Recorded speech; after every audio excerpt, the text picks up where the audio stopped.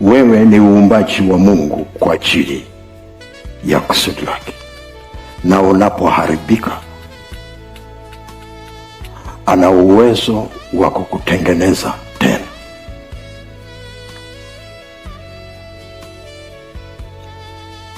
Wewe ni uumbaji wa Mungu kwa ajili ya kusudi lake.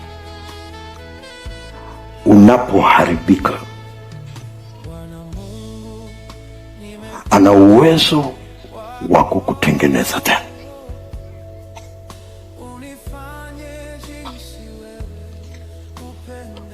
Wewe ni uumbaji wa Mungu kwa ajili ya kusudi lake,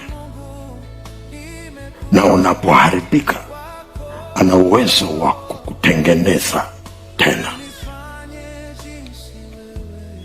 Bwana Yesu asifiwe. Bwana Yesu asifiwe.